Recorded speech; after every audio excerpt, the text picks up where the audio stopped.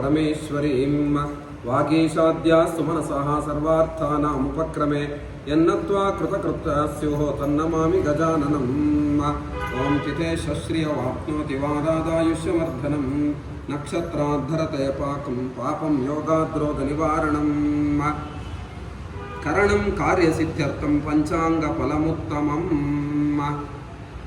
नमः सूर्याय चन्द्राय मंगणाय बुधाय च गुरुशुक्र शनिभ्यश्च ಅರಾಹವೇ ಕೇತವೇ ನಮಃ। ಈ ವರ್ಷದ ರಾಜ ರವಿಯಾಗಿದ್ದಾನೆ. ರವಿಯು ರಾಜನಾಗಿರುವುದರಿಂದ ದೇಶದ ರಾಜರುಗಳಲ್ಲಿ ಪರಸ್ಪರ ವೈರ ಉಂಟಾಗುತ್ತದೆ. ಮೇಘಗಳು ಸರಿಯಾಗಿ ಮಳೆಯನ್ನು ಸುರಿಸುವುದಿಲ್ಲ. ಪ್ರಜೆಗಳಿಗೆ ರಾಜರಿಂದಲೂ ಅಧಿಕಾರಿಗಳಿಂದಲೂ ಶಸ್ತ್ರಗಳಿಂದಲೂ ಪೀಡೆ ಅಗ್ನಿಬಾಧೆಯು ಉಂಟಾಗುತ್ತದೆ. ಚಂದ್ರಸ್ಯ ಮಂತ್ರಿ ಫಲಂ, ಚಂದ್ರನು ಮಂತ್ರಿಯಾಗಿರಲಾಗಿ ಒಳ್ಳೆಯ ಮಳೆಯಾಗುತ್ತದೆ. ಸಸ್ಯಗಳು ಚೆನ್ನಾಗಿ ಫಲಿಸುತ್ತವೆ. ಜನರು ಕ್ಷೇಮವಾಗಿಯೂ ಆರೋಗ್ಯವಾಗಿಯೂ ಇರುತ್ತಾರೆ. ರವಿಯು ಸೇನಾಧಿಪತಿಯಾಗಿರುವುದರಿಂದ ರಾಜರುಗಳಲ್ಲಿ ಅನ್ಯೋನ್ಯ ಯುದ್ಧ ಉಂಟಾಗುತ್ತದೆ. ಮೇಘಗಳು ಗಾಳಿಯಿಂದ ಚದುರಿಸಲ್ಪಟ್ಟು ಮಳೆಯನ್ನು ಸುರಿಸುವುದಿಲ್ಲ. ಭೂಮಿಯಲ್ಲಿ ಕೆಂಪು ಧಾನ್ಯಗಳು ಚೆನ್ನಾಗಿ ಫಲಿಸುತ್ತವೆ. ಗುರುವು ಸಸ್ಯಾಧಿಪತಿಯಾಗಿರುವುದರಿಂದ ಪೈರುಗಳು ಚೆನ್ನಾಗಿ ಬೆಳೆಯುತ್ತವೆ. ಪದಾರ್ಥಗಳಿಗೆ ಸ್ವಲ್ಪ ಬೆಲೆ ಕಡಿಮೆಯಾಗುವುದು. ಆದರೆ ಕೊಂಕಣ ಮತ್ತು ಮಗಧ ದೇಶಗಳಲ್ಲಿ ಸಸ್ಯಗಳ ಬೆಳವಣಿಗೆ ಕಡಿಮೆ, ಪದಾರ್ಥಗಳಿಗೆ ಬೆಲೆ ಹೆಚ್ಚಾಗುತ್ತದೆ. ಕುಜನು ಧಾನ್ಯಾಧಿಪತಿಯಾಗಿರಲಾಗಿ ಖುಷ್ಕಿ ಧಾನ್ಯಗಳು, ಮೊನೆಯುಳ್ಳ ಧಾನ್ಯಗಳು ಕೆಂಪು ಭೂಮಿಯನ್ನು ಚೆನ್ನಾಗಿ ಫಲಿಸುತ್ತವೆ. ಸೂರ್ಯನು ಅರ್ಘ್ಯಾಧಿಪತಿಯಾಗಿರುವುದರಿಂದ ಮಳೆ ಕಡಿಮೆ, ಪದಾರ್ಥಗಳಿಗೆ ಬೆಲೆ ಹೆಚ್ಚು. ಪ್ರಜೆಗಳಿಗೆ ಹಸಿವಿನ ಬಾಧೆ ಉಂಟಾಗುತ್ತದೆ. ರಾಜರಿಗೆ ಪರಸ್ಪರ ಕ್ರೋಧ ಉಂಟಾಗುತ್ತದೆ. ಸೂರ್ಯನು ಮೇಘಾಧಿಪತಿಯಾಗಿರಲಾಗಿ ಪ್ರಜೆಗಳಿಗೆ ಭಯ ಹೆಚ್ಚು, ಬೆಳೆ ಕಡಿಮೆ, ಅಲ್ಪವೃಷ್ಟಿ, ಕೆಂಪು ಧಾನ್ಯಗಳು ಚೆನ್ನಾಗಿ ಫಲಿಸುತ್ತವೆ. ಶನಿಯು ರಸಾಧಿಪತಿಯಾಗಿರುವುದರಿಂದ ಬೆಳೆ ಕಡಿಮೆ, ರಸಪದಾರ್ಥಗಳು ಕ್ಷೀಣಿಸುತ್ತವೆ, ಜನರಿಗೆ ಅಭಿವೃದ್ಧಿ ಉಂಟಾಗುತ್ತದೆ. ಶನಿಯು ನೀರಸಾಧಿಪತಿಯಾಗಿರುವುದರಿಂದ ಚಿನ್ನ, ಮುತ್ತು, ಶ್ರೀಗಂಧ, ಕರ್ಪೂರ, ಬೆಳ್ಳಿ ಇವು ದುರ್ಲಭವಾಗುತ್ತವೆ. ಕಬ್ಬಿಣ, ಸೀಸ, ತಾಮ್ರ ಇವುಗಳು ಸಮೃದ್ಧಿಯಾಗಿ ದೊರೆಯುತ್ತವೆ. ಯಮನು ಪಶುನಾಯಕನಾಗಿರುವುದರಿಂದ ಪದಾರ್ಥಗಳಿಗೆ ಬೆಲೆ ಹೆಚ್ಚು. ಪಶುಗಳಿಗೆ ಮೇವಿನ ಕೊರತೆಯಿಂದ ಸ್ವಲ್ಪ ಹಾಲು ಕೊಡುತ್ತದೆ. ಪಶುಗಳಿಗೆ ಪೀಡೆ ಹೆಚ್ಚಾಗುತ್ತದೆ.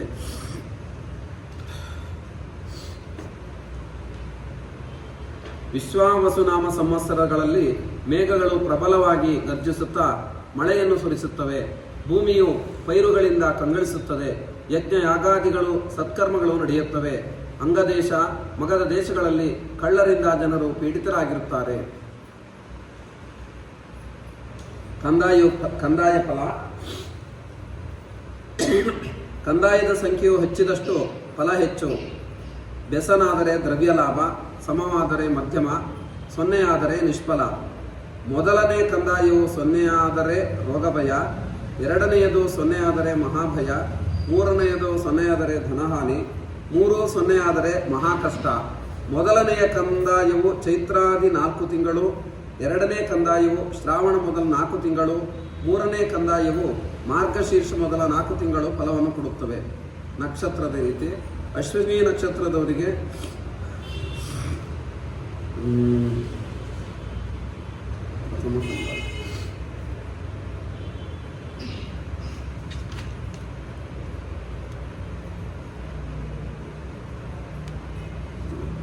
ಈ ವರ್ಷದ ಕಾಲನಾಮಕ ಮೇಘವು ಮೇರುವಿಗೆ ದಕ್ಷಿಣ ದಿಕ್ಕಿನಲ್ಲಿ ಹುಟ್ಟಿ ಸುವೃಷ್ಟಿಯನ್ನು ಉಂಟು ಮಾಡುತ್ತದೆ. ಮಧ್ಯ ದೇಶದಲ್ಲಿ ಮಳೆ ಹೆಚ್ಚು. ಮಳೆ 2 ಕೊಳಗ, ಗಾಳಿ 4 ಕೊಳಗ. ಕೊಳಗವು 60 ಗಾವದ ವಿಸ್ತೀರ್ಣವುಳ್ಳದಾಗಿದ್ದೆಯೂ 100 ಗಾವದ ಎತ್ತರವುಳ್ಳದಾಗಿಯೂ ಇರುತ್ತದೆ. ಮಳೆಯು ಒಟ್ಟು 20 ಭಾಗಗಳಲ್ಲಿ 10 ಭಾಗ ಸಮುದ್ರದಲ್ಲಿಯೂ 6 ಭಾಗ ಪರ್ವತಗಳಲ್ಲಿಯೂ ಉಳಿದ 4 ಭಾಗ ಭೂಮಿಯ ಮೇಲೂ ಬೀಳುತ್ತದೆ. ಆದಾಯ ವ್ಯಾಧಿಗಳು. ರಾಶಿ ಮೇಷ ಮತ್ತು ವೃಶ್ಚಿಕ ರಾಶಿಯವರಿಗೆ ಆದಾಯ 2, ವ್ಯಯ 14, ಆರೋಗ್ಯ 3, ಅನಾರೋಗ್ಯ 0, ರಾಜಪೂಜಾ 5, ರಾಜಕೋಪ 6, ಸುಖ 3, ದುಃಖ 3. ವೃಷಭ ಮತ್ತು ತುಲಾ ರಾಶಿಯವರಿಗೆ ಆದಾಯ 11, 5 ವ್ಯಯ, ಆರೋಗ್ಯ 0, ಅನಾರೋಗ್ಯ 4, ರಾಜಪೂಜಾ 4, ರಾಜಕೋಪ 2, ಸುಖ 6, ದುಃಖ 3. ಮಿಥುನ ಮತ್ತು ಕನ್ಯಾ ರಾಶಿಯವರಿಗೆ ಆದಾಯ 14, 2 ವ್ಯಯ, ಆರೋಗ್ಯ 2, 5 ಅನಾರೋಗ್ಯ, 1 ರಾಜಪೂಜಾ, ರಾಜಕೋಪ 2, ಸುಖ 6, ದುಃಖ 3. ಕರ್ಕಾಟಕ ರಾಶಿಯವರಿಗೆ 14 ಆದಾಯ, 8 ವ್ಯಯ, ಆರೋಗ್ಯ 6, ಅನಾರೋಗ್ಯ 5, ರಾಜಪೂಜಾ 6, ರಾಜಕೋಪ 3, ಸುಖ 3, ದುಃಖ 3. ಸಿಂಹರಾಶಿಯವರಿಗೆ ಆದಾಯ 11, ವ್ಯಯ 11, ಆರೋಗ್ಯ 4, ಅನಾರೋಗ್ಯ 4, ರಾಜಪೂಜಾ 2, ರಾಜಕೋಪ 6, ಸುಖ 3, ದುಃಖ 3. ಧನು ಮತ್ತು ಮೀನರಾಶಿಯವರಿಗೆ ಆದಾಯ 5, ವ್ಯಯನೂ 5, ಆರೋಗ್ಯ 1, ಅನಾರೋಗ್ಯ 1, ರಾಜಪೂಜಾ 4, ರಾಜಕೋಪ 2, ಸುಖ 6, ದುಃಖ 3. ಮಕರ ಮತ್ತು ಕುಂಭರಾಶಿಯವರಿಗೆ 8 ಆದಾಯ, 14 ವ್ಯಯ, ಆರೋಗ್ಯ 2, ಅನಾರೋಗ್ಯ 3, ರಾಜಪೂಜಾ 5, ರಾಜಕೋಪ 6, ಸುಖ 3, ದುಃಖ 3.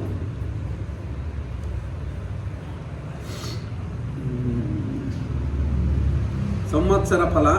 ಈ ವರ್ಷ ದೇಶದ ರಾಜರುಗಳಲ್ಲಿ ಪರಸ್ಪರ ವೈರ ಉಂಟಾಗುತ್ತದೆ. ಮೇಘಗಳು ಗಾಳಿಯಿಂದ ಚದುರಿಸಲ್ಪಟ್ಟು ಸಾಧಾರಣ ಮಳೆಯಾಗುವುದು. ಪೈರುಗಳು ಚೆನ್ನಾಗಿ ಬೆಳೆಯುತ್ತವೆ. ಖುಷ್ಕಿ ಧಾನ್ಯಗಳು, ಮನೆಯುಳ್ಳ ಧಾನ್ಯಗಳು ಕೆಂಪು ಭೂಮಿಯಲ್ಲಿ ಚೆನ್ನಾಗಿ ಫಲಿಸುತ್ತವೆ. ಪದಾರ್ಥಗಳಿಗೆ ಬೆಲೆ ಹೆಚ್ಚಾಗುವುದು. ಚಿನ್ನ, ಮುತ್ತು, ಶ್ರೀಗಂಧ, ಕರ್ಪೂರ, ಬೆಳ್ಳಿ ಇವುಗಳು ದುರ್ಲಭವಾಗುತ್ತವೆ. ಸೀಸ, ಕಬ್ಬಿಣ, ತಾಮ್ರ ಇವುಗಳು ಸಮೃದ್ಧಿಯಾಗಿ ದೊರಕುತ್ತವೆ. ಪಶುಗಳು ಅನಾರೋಗ್ಯದಿಂದಲೂ ಮೇವಿನ ಕೊರತೆಯಿಂದಲೂ ಸ್ವಲ್ಪ ಹಾಲನ್ನು ಕೊಡುತ್ತವೆ. ಗ್ರಹಣ ವಿಚಾರ. ಈ ವರ್ಷದ ಸಂಭವಿಸುವ ಗ್ರಹಣಗಳು ತಾರೀಕು 7-9-2025 ಭಾನುವಾರ ಭಾದ್ರಪದ ಶುಕ್ಲ ಪೂರ್ಣಿಮೆ ಸಂಭವಿಸುವ ಚಂದ್ರಗ್ರಹಣವು ಭಾರತ ದೇಶಕ್ಕೆ ಕಾಣಿಸುವುದರಿಂದ ಗ್ರಹಣಾಚರಣೆ ಉಂಟು. ಭಾದ್ರಪದ ಮಾಸದಲ್ಲಿ 21-9-2025 ಭಾನುವಾರ ಭಾದ್ರಪದ ಕೃಷ್ಣ ಅಮಾವಾಸ್ಯೆ ಸಂಭವಿಸುವ ಸೂರ್ಯಗ್ರಹಣವು ಭಾರತ ದೇಶಕ್ಕೆ ಕಾಣಿಸುವುದಿಲ್ಲವಾದ್ದರಿಂದ ಗ್ರಹಣಾಚರಣೆ ಇಲ್ಲ. 17-2-2020 ಮಂಗಳವಾರ ಮಾಘ ಮಾಸ ಕೃಷ್ಣ ಪಕ್ಷ ಅಮಾವಾಸ್ಯೆ ಸಂಭವಿಸುವ ಸೂರ್ಯಗ್ರಹಣವು ಭಾರತ ದೇಶಕ್ಕೆ ಕಾಣಿಸುವುದಿಲ್ಲವಾದ್ದರಿಂದ ಗ್ರಹಣಾಚರಣೆ ಇಲ್ಲ. 3-3-2026 ಮಂಗಳವಾರ ಪಾಲ್ಗುಣ ಶುಕ್ಲ ಪೂರ್ಣಿಮೆ ಸಂಭವಿಸುವ ಗ್ರಸ್ತೋದಯ ಚಂದ್ರಗ್ರಹಣವು ಭಾರತ ದೇಶಕ್ಕೆ ಕಾಣಿಸುವುದರಿಂದ ಗ್ರಹಣಾಚರಣೆ ಉಂಟು. 2 ಗ್ರಹಣಗಳಿದೆ ಈ ವರ್ಷ. 7ನೇ ತಾರೀಕು 9ನೇ ತಿಂಗಳು 2025 ಭಾದ್ರಪದ ಶುಕ್ಲ ಪೂರ್ಣಿಮೆ ದಿವಸ. ಇನ್ನು 3ನೇ ತಾರೀಕು 2026 ಬರುವ ವರ್ಷ ಮಂಗಳವಾರ ಪಾಲ್ಗುಣ ಶುಕ್ಲ ಪೂರ್ಣಿಮೆ ದಿವಸ ಗ್ರಹಣ ಇದೆ.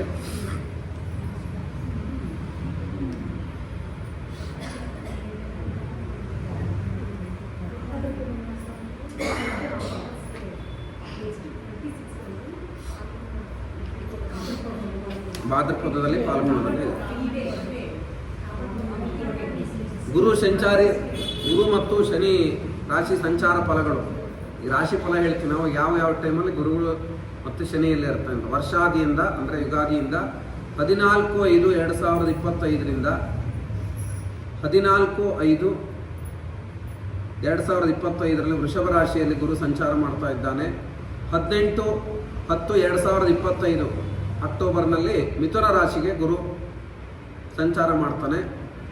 ಪುನಃ 18-10-2025 ಪುನಃ ಕರ್ಕಾಟಕ ರಾಶಿಗೆ ಬಂದು 5-12-2025 ವರ್ಷಾಂತ್ಯದವರೆಗೆ ಮಿಥುನ ರಾಶಿಯಲ್ಲಿ ಗುರು ಇರ್ತಾನೆ. ಅಂದರೆ ಅಕ್ಟೋಬರಲ್ಲಿ ಕರ್ಕಾಟಕ ರಾಶಿಗೆ ಹೋಗಿ ಪುನಃ 1 ತಿಂಗಳಲ್ಲಿ ಮಿಥುನ ರಾಶಿಗೆ ಬರ್ತಾನೆ ವಾಪಸ್.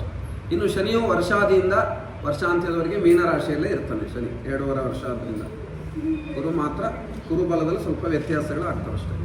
ಗುರು ಮತ್ತು ಶುಕ್ರ ಹಸ್ತ ಕಾಲಗಳು 13-6-2025ರಿಂದ 4-7-2025ರವರೆಗೆ 13-6-2021 ಹಸ್ತನಾಗ್ತಾನೆ ಗುರು.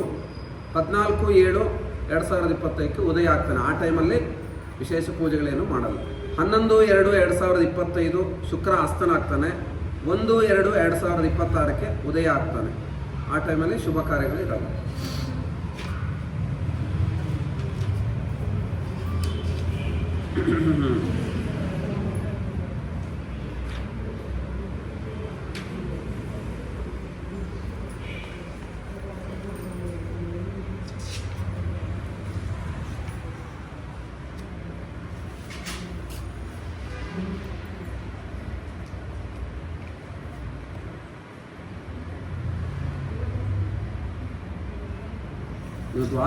ದ್ವಾದಶ ರಾಶಿಯ ಫಲ ಹೇಗಿದೆ?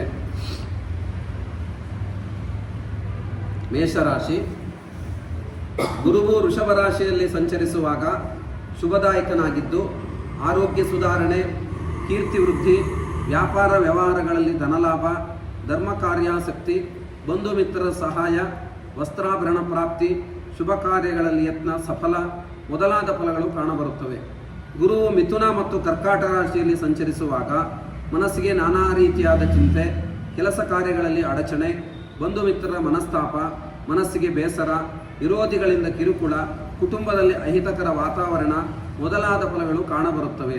ಶನಿಯು ಮೀನರಾಶಿಯಲ್ಲಿ ಸಂಚರಿಸುವಾಗ ವೃಥಾ ತಿರುಗಾಟ, ದುಷ್ಟಜನರ ಸಹವಾಸ, ಯತ್ನ ಕಾರ್ಯ ವಿಘ್ನ, ಬಂಧು ಮಿತ್ರ ವಿರೋಧಗಳು ಕಂಡುಬರುತ್ತವೆ. ಇನ್ನು ವೃಷಭ ರಾಶಿಯವರಿಗೆ ಗುರುವು ವೃಷಭ ಮತ್ತು ಕರ್ಕಾಟಕ ರಾಶಿಯಲ್ಲಿ ಸಂಚರಿಸುವಾಗ ಅಶುಭದಾಯಕನಾಗಿರುವುದರಿಂದ ಮನಸ್ಸಿಗೆ ಚಿಂತೆ, ಅಧಿಕ ತಿರುಗಾಟ, ವ್ಯಾಪಾರ ಉದ್ಯೋಗಗಳಲ್ಲಿ ಅಲ್ಪ ಪ್ರಗತಿ, ಬಂಧು ಮಿತ್ರರ ವಿರೋಧ, ಕೃಷಿಯಲ್ಲಿ ಅಲ್ಪ ಪ್ರಗತಿ ಮೊದಲಾದ ಫಲಗಳು ಕಂಡುಬಂದರೂ ಗುರುವು ಮಿಥುನ ರಾಶಿಯಲ್ಲಿ ಸಂಚರಿಸುವಾಗ ಶುಭದಾಯಕನಾಗಿರುವುದರಿಂದ ಆರೋಗ್ಯ ಸುಧಾರಣೆ, ವ್ಯಾಪಾರ ವ್ಯವಹಾರಗಳಲ್ಲಿ ಧನಲಾಭ, ವಸ್ತ್ರಾಭರಣ ಪ್ರಾಪ್ತಿ, ಶುಭ ಕಾರ್ಯ ಯತ್ನ ಸಫಲ ಮೊದಲಾದ ಫಲಗಳು ಕಾಣಬರುತ್ತವೆ. ಶನಿಯು ಮೀನರಾಶಿಯಲ್ಲಿ ಸಂಚರಿಸುವಾಗ ಶುಭದಾಯಕನಾಗಿದ್ದು ಸರ್ಕಾರಿ ಕ್ಷೇತ್ರದ ಕೆಲಸ ಕಾರ್ಯಗಳಲ್ಲಿ ಅಭಿವೃದ್ಧಿ, ಸ್ಥಿರಾಸ್ತಿ ಸಂಪಾದನೆ, ವ್ಯಾಪಾರ ವ್ಯವಹಾರಗಳಲ್ಲಿ ಅಭಿವೃದ್ಧಿ, ಧನಲಾಭಗಳು ಉಂಟಾಗುತ್ತವೆ. ಮಿಥುನ ರಾಶಿಯವರಿಗೆ ಗುರುವು ವೃಷಭ ಮತ್ತು ಮಿಥುನ ರಾಶಿಯಲ್ಲಿ ಸಂಚರಿಸುವಾಗ ಅಶುಭ ಫಲದಾಯಕನಾಗಿದ್ದು ಸ್ಥಳ ಬದಲಾವಣೆ, ಪ್ರಯಾಣದಲ್ಲಿ ವಿಘ್ನ, ಮನಸ್ಸಿಗೆ ಚಿಂತೆ, ವೃಥಾ ಧನ ವ್ಯಯ, ಮಿತ್ರರಿಂದ ವಂಚನೆ, ಕೈ ಹಾಕಿದ ಕೆಲಸ ಕಾರ್ಯಗಳಲ್ಲಿ ತೊಂದರೆ ಮೊದಲಾದ ಫಲಗಳು ಕಾಣಬರುತ್ತವೆ. ಗುರುವು ಕರ್ಕಾಟಕ ರಾಶಿಯಲ್ಲಿ ಸಂಚರಿಸುವಾಗ ಆರೋಗ್ಯ ಸುಧಾರಣೆ, ವ್ಯಾಪಾರ ವ್ಯವಹಾರಗಳಲ್ಲಿ ಧನಲಾಭ, ಧರ್ಮ ಕಾರ್ಯಾಸಕ್ತಿ, ವಸ್ತ್ರಾಭರಣ ಪ್ರಾಪ್ತಿ, ಶುಭ ಕಾರ್ಯ ಯತ್ನ ಸಫಲ ಮೊದಲಾದ ಶುಭ ಫಲಗಳು ಕಾಣಬರುತ್ತವೆ. ಶನಿಯು ಮೀನರಾಶಿಯಲ್ಲಿ ಸಂಚರಿಸುವಾಗ ದುಷ್ಟ ಜನರಿಂದ ತೊಂದರೆ, ಉದ್ಯೋಗಗಳಲ್ಲಿ ಅಭಿವೃದ್ಧಿ ಕುಂಠಿತ, ಕಾರ್ಯ ಸಾಧನೆಗಾಗಿ ಅಧಿಕ ತಿರುಗಾಟ, ಮನಸ್ಸಿಗೆ ಬೇಸರ, ಕುಟುಂಬದಲ್ಲಿ ಅನಾರೋಗ್ಯ ಮೊದಲಾದ ಫಲಗಳು ಕಾಣಬರುತ್ತವೆ.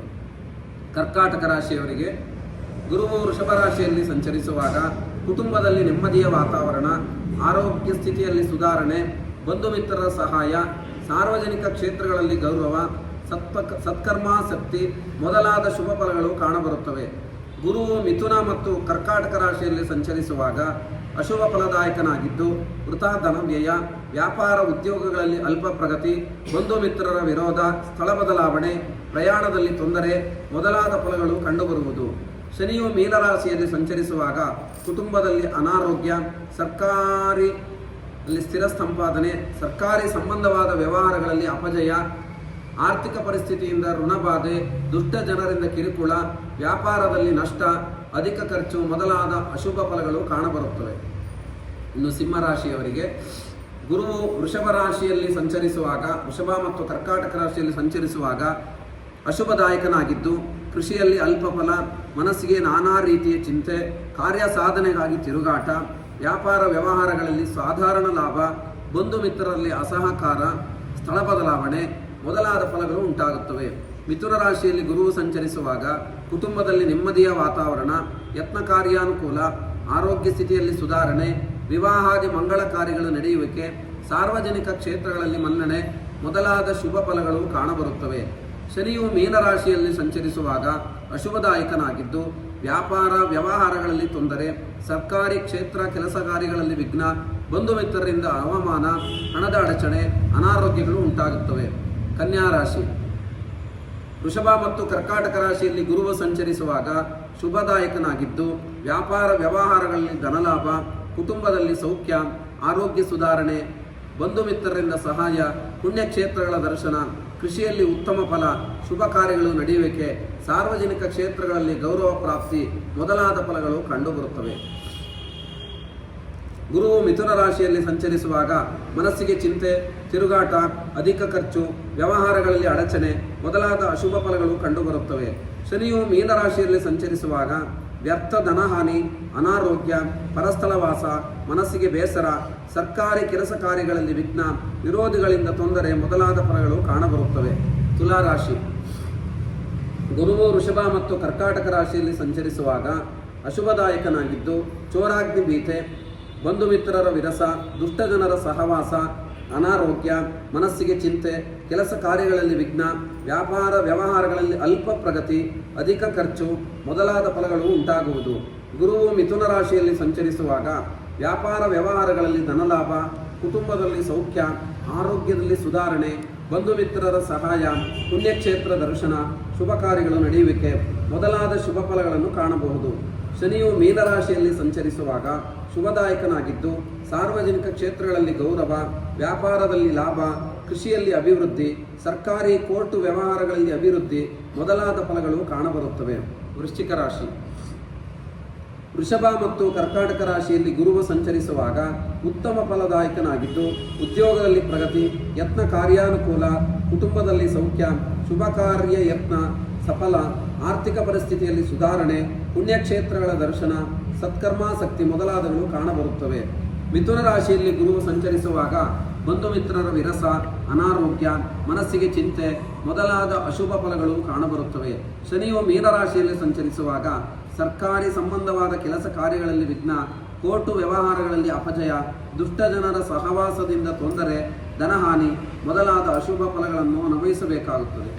ಧನುರಾಶಿಯವರಿಗೆ ಗುರುವು ವೃಷಭ ಮತ್ತು ಕರ್ಕಾಟಕ ರಾಶಿಯಲ್ಲಿ ಸಂಚರಿಸುವಾಗ ಅಶುಭದಾಯಕನಾಗಿದ್ದು ಹಣದ ಅಡಚಣೆ, ಬಂಧು ಮಿತ್ರರ ಮನಸ್ತಾಪ, ಅನಾರೋಗ್ಯ, ದುಷ್ಟ ಜನರ ಸಹವಾಸ, ಕೆಲಸ ಕಾರ್ಯಗಳಲ್ಲಿ ವಿಘ್ನ ಉಂಟಾಗುತ್ತದೆ.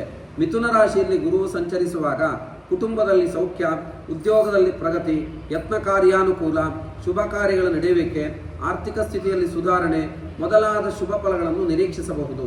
ಶನಿಯು ಮೀನರಾಶಿಯಲ್ಲಿ ಸಂಚರಿಸುವಾಗ ಅಶುಭ ಇದ್ದು ಯತ್ನ ಕಾರ್ಯಗಳಲ್ಲಿ ವಿಘ್ನ, ಸೇವಕ ವರ್ಗದವರಿಂದ ತೊಂದರೆ, ಬಂಧು ಮಿತ್ರರ ವಿರೋಧ, ಮನಸ್ಸಿಗೆ ವ್ಯಥೆ, ಅನಾರೋಗ್ಯ ಮೊದಲಾದ ಫಲಗಳು ಕಾಣಬರುತ್ತವೆ.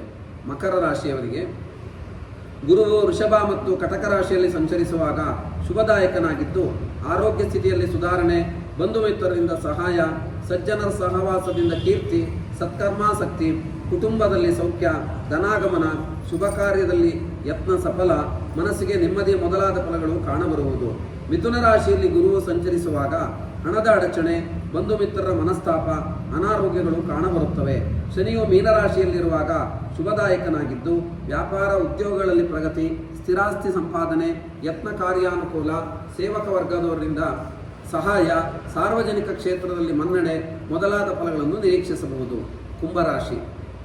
ವೃಷಭ ಕಟಕ ರಾಶಿಯಲ್ಲಿ ಗುರುವು ಸಂಚರಿಸುವಾಗ ವ್ಯಾಪಾರದಲ್ಲಿ ಸಾಧಾರಣ ಲಾಭ, ಉದ್ಯೋಗದಲ್ಲಿ ಮೇಲಾಧಿಕಾರಿಗಳಿಂದ ತೊಂದರೆ, ಮನಸ್ಸಿಗೆ ಚಿಂತೆ, ವೃಥಾ ತಿರುಗಾಟ, ವಿರೋಧಿಗಳಿಂದ ಕಿರುಕುಳ, ಬಂಧು ಮಿತ್ರರ ಮನಸ್ತಾಪ, ಅನಾರೋಗ್ಯ ಮೊದಲಾದ ಫಲಗಳು ಕಂಡುಬರುತ್ತವೆ. ಗುರುವು ಮಿಥುನ ರಾಶಿಯಲ್ಲಿ ಸಂಚರಿಸುವಾಗ ಶುಭದಾಯಕನಾಗಿದ್ದು ಆರೋಗ್ಯದಲ್ಲಿ ಸುಧಾರಣೆ, ಸಜ್ಜನರ ಸಹವಾಸ, ಧನಾಗಮನ, ಕುಟುಂಬದಲ್ಲಿ ಉತ್ತಮವಾದ ವಾತಾವರಣ, ವ್ಯಾಪಾರ ವ್ಯವಹಾರದಲ್ಲಿ ಪ್ರಗತಿ ಮೊದಲಾದ ಫಲಗಳು ನಿರೀಕ್ಷಿಸಬಹುದು. ಶನಿಯು ಮೀನರಾಶಿಯಲ್ಲಿ ಸಂಚರಿಸುವಾಗ ಅಶುಭದಾಯಕನಾಗಿದ್ದು ಸಲ್ಲದ ಅಪವಾದ, ದಾಯಾದಿ ಕಲಹ, ವೃಥಾ ತಿರುಗಾಟ, ವ್ಯಾಪಾರ ಉದ್ಯೋಗಗಳಲ್ಲಿ ನಷ್ಟ ಮೊದಲಾದ ಫಲಗಳು ಕಾಣಬರುತ್ತವೆ. ಮೀನರಾಶಿ. ವೃಷಭ ಮಿಥುನ ರಾಶಿಯಲ್ಲಿ ಗುರುವು ಸಂಚರಿಸುವಾಗ ಅಶುಭದಾಯಕನಾಗಿದ್ದು ಮನಸ್ಸಿಗೆ ನಾನಾ ರೀತಿಯ ಚಿಂತೆ, ಕೆಲಸ ಕಾರ್ಯಗಳಲ್ಲಿ ಅಡಚಣೆ, ಬಂಧು ಮಿತ್ರರ ಮನಸ್ತಾಪ, ವೃಥಾ ತಿರುಗಾಟ, ಅಧಿಕಾರಿಗಳಿಂದ ತೊಂದರೆ ಮೊದಲಾದ ಫಲಗಳು ಕಾಣಬರುತ್ತವೆ. ಗುರುವು ಕರ್ಕಾಟಕ ರಾಶಿಯಲ್ಲಿ ಸಂಚರಿಸುವಾಗ ಆರೋಗ್ಯ ಸ್ಥಿತಿಯಲ್ಲಿ ಸುಧಾರಣೆ, ಸಜ್ಜನರ ಸಹವಾಸ, ಕುಟುಂಬದಲ್ಲಿ ನೆಮ್ಮದಿ, ಧನಾಗಮನ, ಯತ್ನ ಕಾರ್ಯಾನುಕೂಲ ಮೊದಲಾದ ಶುಭ ಫಲಗಳನ್ನು ಕಾಣಬಹುದು. ಶನಿಯು ಮೀನರಾಶಿಯಲ್ಲಿ ಸಂಚರಿಸುವಾಗ ಅಶುಭದಾಯಕನಾಗಿದ್ದು ಸರ್ಕಾರಿ ಕೆಲಸ ಕಾರ್ಯಗಳಲ್ಲಿ ವಿಘ್ನ, ಬಂಧು ಮಿತ್ರರ ವಿರೋಧ, ಸ್ತ್ರೀ ಸಂಬಂಧವಾದ ವ್ಯವಹಾರಗಳಿಂದ ಮನಸ್ಸಿಗೆ ಚಿಂತೆ, ವ್ಯಾಪಾರ ಉದ್ಯೋಗಗಳಲ್ಲಿ ನಷ್ಟ, ವೃಥಾ ತಿರುಗಾಟ ಮೊದಲಾದ ಫಲಗಳನ್ನು ಅನುಭವಿಸಬೇಕಾಗಿದೆ. 12 ರಾಶಿಯವರಿಗೆ ಅಂದರೆ ಈಗ ಗುರು ವೃಷಭ ರಾಶಿಯಲ್ಲಿದ್ದಾನೆ.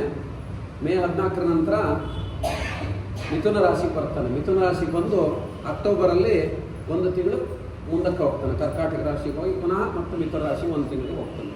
ಹಾಗೆ ಆಯಾ ಸಮಯದಲ್ಲಿ ಯಾರಿಗೆ ಗುರುಬಲ ಇರುತ್ತೋ, ಯಾರಿಗೆ ಗುರುಬಲ ಚೇಂಜ್ ಆಗುತ್ತೋ ಆವಾಗ ಅದನ್ನ ಫಲಗಳನ್ನು ಹೇಳ್ತಾರೆ. ಶನಿ ಮಾತ್ರ 1 ವರ್ಷ ಫುಲ್ಲು ಎಲ್ಲರಿಗೂ ಒಂದೇ ಥರ ಫಲಗಳನ್ನು ಕೊಡ್ತಾನೆ. ಆಯಾ ಕೆಲವು ರಾಶಿಗಳಿಗೆ ಒಂದೇ ರಾಶಿಲಿರೋದ್ರಿಂದ ಗುರು ಮಾತ್ರ ಗುರುಬಲ ಚೇಂಜ್ ಆಗ್ತದೆ.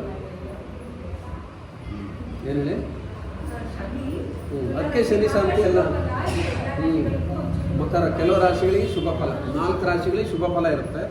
5 ರಾಶಿಗಳು ಅಷ್ಟಮ ಶನಿ ಇರುತ್ತೆ ಕೆಲವರಿಗೆ, ಇನ್ನು ಪಂಚಮ ಶನಿ ಇರುತ್ತೆ. ಎಲ್ಲ ನೋಡ್ತೀರಿ, ಈಗೆಲ್ಲ ಮೊಬೈಲೆಲ್ಲ ನೋಡ್ಕೊಳ್ತೀರಿ ಯಾರು ಹೇಳ್ಬೇಕಾದ್ರೆ. ಅದು ಅದೊಂದು ಶಾಸ್ತ್ರ ಮಾಡಬೇಕು, ದೇವಸ್ಥಾನದಲ್ಲಿ ಹೇಳಬೇಕು.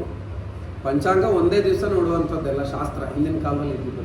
ಇವತ್ತೆಲ್ಲ ಮಾಧ್ಯಮ ಚೆನ್ನಾಗಿ ಬೆಳೆದಿರೋದ್ರಿಂದ ನಾಳೆ ನಾಡಿದ್ದು ಬರುವ ವರ್ಷ ಭವಿಷ್ಯ ಇವಾಗ ಹೇಳ್ತೀವಿ. ಆದರೂ ಬ್ಯಾಂಕಾಕಲ್ಲಿ ಯಾಕೆ ಭೂಕಂಪ ಆಯಿತು ಅಂತ ಯಾರೋ ಒಂದು ತಿಂಗಳು ಮುಂಚೆ ಹೇಳಿಲ್ಲ, ಯಾವ ಬ್ರಹ್ಮಾಂಡ ಗುರುಜಿನೂ ಹೇಳಿಲ್ಲ. ಅವ್ರನ್ನೆಲ್ಲ ಟಿ ವಿ ಕೂತ್ಕೊಂಡು ನಾವು ಗಲಾಟೆ ಮಾಡೋಕ್ಕಾಗಲ್ಲ. ಅದಕ್ಕೆ ದೇವರ ಆಟದ ಮುಂದೆ ಯಾವುದೂ ಇಲ್ಲ. ದೇವ್ರ ಮುಂದ್ಗಡೆ ಕೂತ್ಕೊಂಡೋಗಲೇ ನಮಗೆ ಭಯ ಭಕ್ತಿ ಬರೋದು. ಎಷ್ಟೇ ಇವತ್ತು ಮಾಧ್ಯಮ ಬೆಳೆದಿದ್ರು ನಾಳೆ ದಿನ ಏನಾಗಬೇಕು ಅಂದರೆ ದೇವರ ನಿರ್ಧಾರ ಇರುತ್ತೆ. ನೋಡಿ, ಎಷ್ಟೋ ಜನ ಅಲ್ಲಿ ಹೋಗಿಬಿಟ್ಟು ಎಷ್ಟೋ ದುಃಖದಿಂದ ಬಂದಿದ್ದಾರೆ. ಭಾರತದ ಒಂದು ಭಾಗ ಆದರೂ ಸಹ ಅದು ಇವತ್ತು ನಾಳೆ ದಿನ ನಮಗೂ ಅದು ಸೂಚನೆನೇ, ಯಾಕೆ ಹಾಗಿದ್ದಾಗತ್ತೆ ಅಂತ. ಎಷ್ಟೋ ಜನಗಳು ಗೊತ್ತಿಲ್ಲದೆ ಮಾಯ ಆಗಿಬಿಡ್ತಾರೆ. ಭೂಕಂಪಗಳು, ಪ್ರಕೃತಿ ವಿಕೋಪಗಳು ಯಾಕಾಗುತ್ತೆ ಅಂದರೆ ದೇಶದಲ್ಲಿ ಬದಲಾವಣೆ, ಮಳೆ ಕಡಿಮೆ, ಪ್ರಕೃತಿ ನಾಶ. ಯಾಕೆಂದ್ರೆ ಮಾನವ ನಿರ್ಮಿತ ಎಲ್ಲ ಕಟ್ಟಡಗಳು ಜಾಸ್ತಿ ಆಗ್ತಾ ಇದೆ. ಎಲ್ಲ ನಮ್ಮ ಅಧಿಕಾರಕ್ಕೋಸ್ಕರ ನಾವೆಲ್ಲದನ್ನು ಪ್ರಕೃತಿಯನ್ನು ನಾಶ ಮಾಡ್ತಿದ್ವಿ. ಅದರಿಂದ ಏನಂದರೆ ಭೂಕಂಪಗಳು ಜಾಸ್ತಿ, ಸೆಕೆ ಜಾಸ್ತಿ,